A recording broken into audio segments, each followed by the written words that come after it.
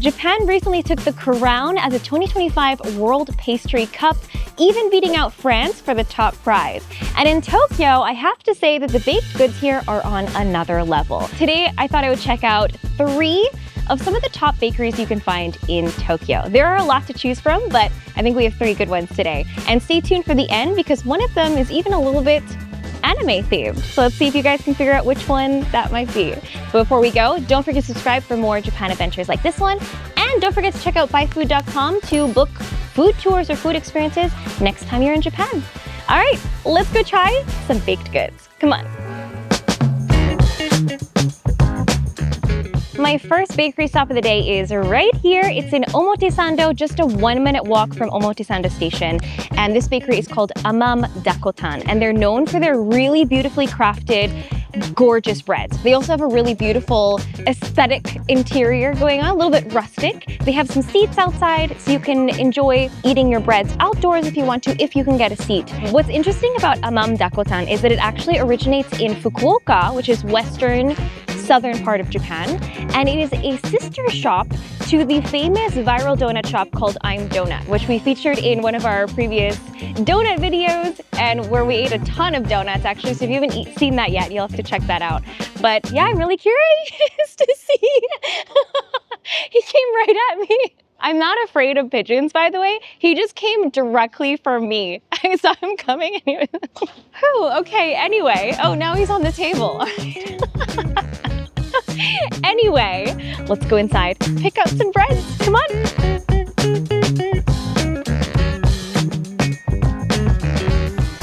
I've always loved how food brings people together, and sharing has always been at the heart of what byFood does.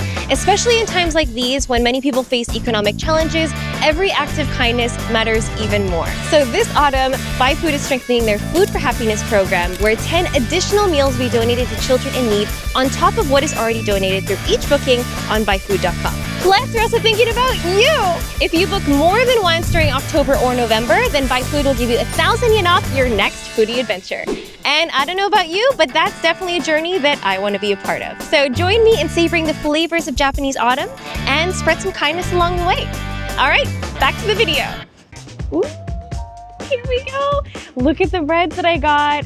They are so beautiful. They look so good. I couldn't decide when I was in there. There's so many that I wanted to get. But the one that really stood out to me was this tamago sando, which is the famous Japanese egg salad sandwich. It looks so interesting, so I definitely have to give that a try. I also got a 4-cheese croque monsieur, which looks like it's been blowtorched. And I also got 2 sweet breads. One of them is the caramelized banana fritter, looks so good, and a golden kiwi fruit sandwich. But also they have a little toaster oven outside of the bakery, so you can reheat some breads if you want to.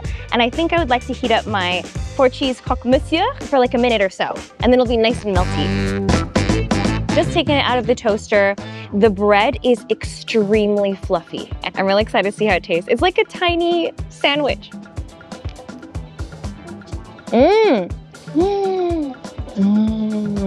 Honestly, the quality of the bread is insane. It's got this wonderful like crust on the outside that's not too crunchy and hard. The interior of the bread is so bouncy, but not overly soft. Like it still has structure to it. And then there's this wonderful like cream that they use for croque monsieur. And this one in particular has a slight sweetness to it, but it goes so well with the 4 cheeses. Really nice though. Recommend for cheese lovers. So good. One secret to why the bread is just so delicious is the fact that they actually ferment their bread dough for 15 hours. So I'm pretty sure that any bread that you get here, the quality is just gonna be really excellent. All right, now it's time to try their egg sandwich, which honestly is unlike any egg sandwich that I've actually ever seen before in Japan. Even the addition of the onion is really, really unusual. How do you eat this? I feel like the egg yolk is gonna burst. Oh my gosh, what? I got a tiny bit of the egg yolk. The flavor is insane. It's like an explosion of umami flavor. This is a really, really unique take on a Japanese tamago sando or egg sandwich. The bread, of course, is fantastic. It's got this great bounce to it. But what's really interesting is The egg yolk, basically the texture now is so thick and almost sticky. The onions are a really nice touch because they're a little bit sweet and juicy. And then the egg salad sandwich, it's got lots of good big chunks of egg whites, and it also uses some Dijon mustard as the part of the sauce topping that they have on there. I really enjoy it. I like a good creative take on a classic in Japan. Savory bread's been very good so far. Now let's move into the sweet breads. I also couldn't decide if I should get a maritozzo, which is like an Italian dessert, but this one seemed similar yet also Japanese because of the fruit sandwich aspect. Wait, is it just a golden kiwi? I think it's just more golden kiwi inside, but it's so juicy and sweet. The custard is really fragrant. It's got some like vanilla bean notes. The golden kiwi, as expected, is really sweet, not sour. It's very good. All right, let's try the last sweet bread that we chose today. This is the caramelized banana fritter bread. Okay, the instant I touch it, my hands are sticky. They're very, very caramelly. Beware.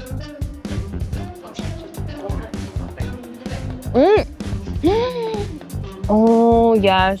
If you've ever had a French-style crepe with salted caramel and bananas, that's what it tastes like. It doesn't actually taste crispy. It's definitely slightly fried on the outside, but it's really juicy and like extra sweet. And then complemented by the vanilla-y custard that's also not just on the top, but on the inside. And the dough is so fluffy. It's like a brioche, like a really soft, fluffy bread. Very tasty. Although I really liked the kiwi sandwich, I would say out of the two sweets, I think this one is my personal preference. Give it a try. Anyway, we have a lot of other really delicious bakeries to check out today, so I'll see you guys at the next one.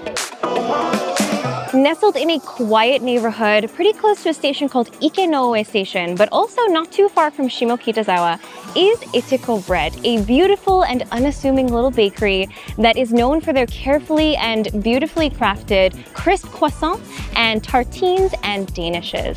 Keep in mind that they do sell out of a lot of their popular items earlier in the morning, and they're closed on Mondays, Tuesdays, and Fridays and are cash only. But I think that's a sign of like it being a very local neighborhood bakery, which I love. And what's really cool is that they're also collaborating with a couple of nearby cafes that you're allowed to go in and bring your breads in to sit down and eat them inside those cafes because there's no eat-in space within this bakery. Their goal here is to bring a little bit of joy into your daily life. So let's see what kind of joy it will bring me today. Let's go.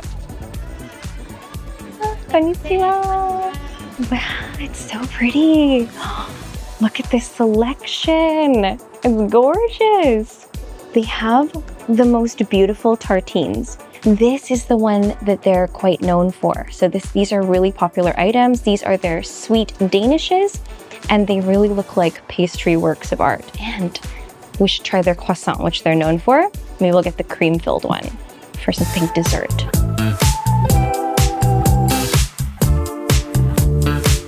Okay, so these are our breads from the bakery across the street. And very kindly, the owner of this cafe and tea ceremony shop has provided us with some plates, which apparently they don't have a lot of. So if it's not too busy, then they'll be able to provide plates for you to eat your breads from the bakery, which is really nice.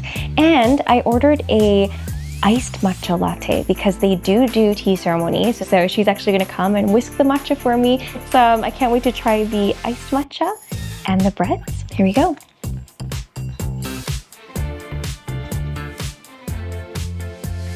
Oh, it's unexpectedly tiny bit sweet. And I forgot to mention that I chose the soy milk option. It gives a different flavor profile to the classic matcha latte, but I really like the flavor. It adds a little bit of this almost like a nuttiness from the soy milk.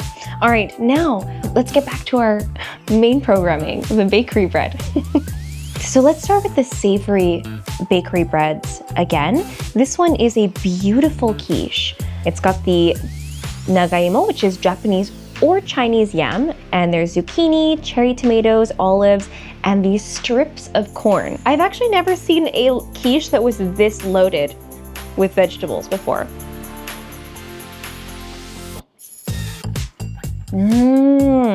That's a very unusual quiche in a really good way. If you like salmon, you would be very happy with this quiche. You get these big, meaty, flavorful chunks of salmon. And what's really nice is the crunch from the vegetables. And of course, the quiche bit, the eggy bit on the bottom with the pastry is also really nice. Like all of those flavors combined. Lovely. Okay, so next let's try the champignon fig tartine. Champignon is mushrooms in French. It's got these beautiful figs. The bakery owner mentioned that she uses a red wine sauce, a fig red wine sauce, and the bread, but I think this is their French bread, and it looks so beautiful and artisanal. Oh, this is really lovely. The seasoning on the ingredients on this tartine, fantastic. The thyme really stands out, as well as black pepper and of course the pink peppercorn. The mushrooms themselves are fantastic, and then you get this kind of burst of sweetness when you bite into the figs. It all comes together really nicely, and I really enjoy it. All right, so now it's time for the sweet bakery pastries. So this one is a Danish. They use Shine Muscat grapes, which is a particular variety of grape here that are really quite large, but these are the layers of the Danish. It's really expertly layered, crafted. It just looks like waves of layers. That is so flaky. First of all, the pastry is excellent. Not only does it look pretty, it's clearly they know what they're doing. The layers, each layer gets so crispy, but the inner layers are really soft and fluffy. It's very satisfying to bite into. And of course, the grape is massive. It's just a burst of grape juice. And then the custard and kind of like jelly compote takes away from that like overly juicy flavor to something that kind of mellows out and makes it creamy. But I can see why this is a popular menu item. All right, the last one, last but not least, is the croissant. Beautiful layering, and it's filled beautifully with custard. Looks amazing. Oh, it's very good. The custard cream filling, so tasty.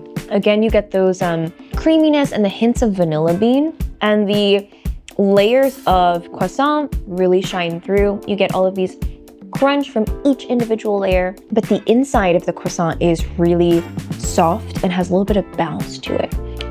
This is lovely. The quality of the breads have been fantastic here.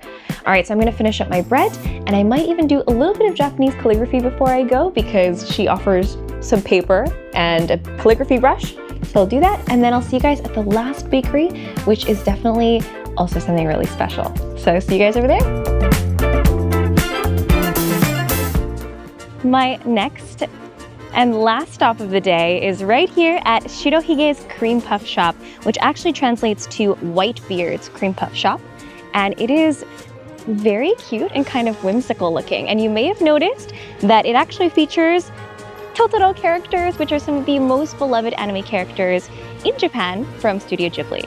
And they're known for having, of course, the cutest, tastiest little Totoro-shaped cream puffs from the famous Ghibli movie, My Neighbor Totoro. So it is definitely a must-visit spot for any Studio Ghibli lovers. And what's even better about this shop is that it is actually officially recognized by Studio Ghibli because it was founded by none other than the mastermind behind Studio Ghibli, Hayao Miyazaki's sister-in-law.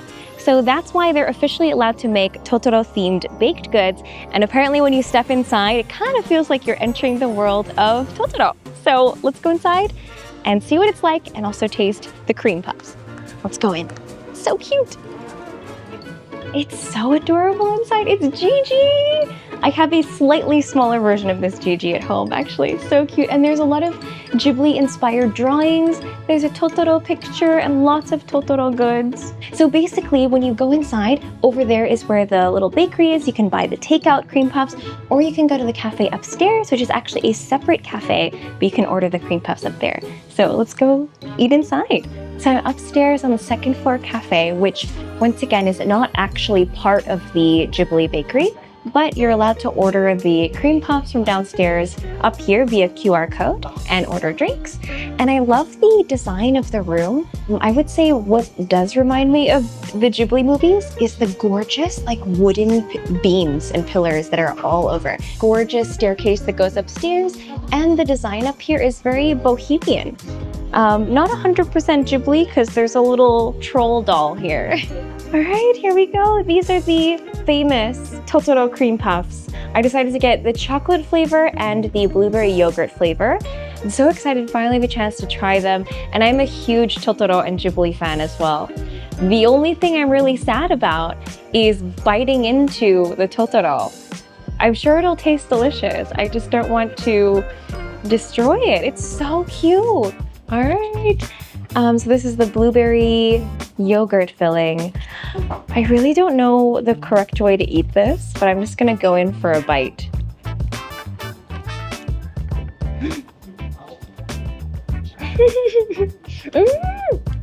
Poor Totoro. I'm sorry.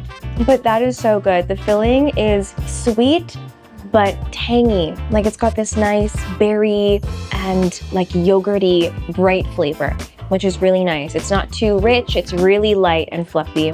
The cream puff itself is a little bit tougher than I'm used to for some cream puffs. Almost similar to a croissant, actually, which is really interesting. The filling is actually so good, and there's whole blueberries inside. All right, now it's time to try the chocolate Totoro cream puff. Let's see how the taste compares.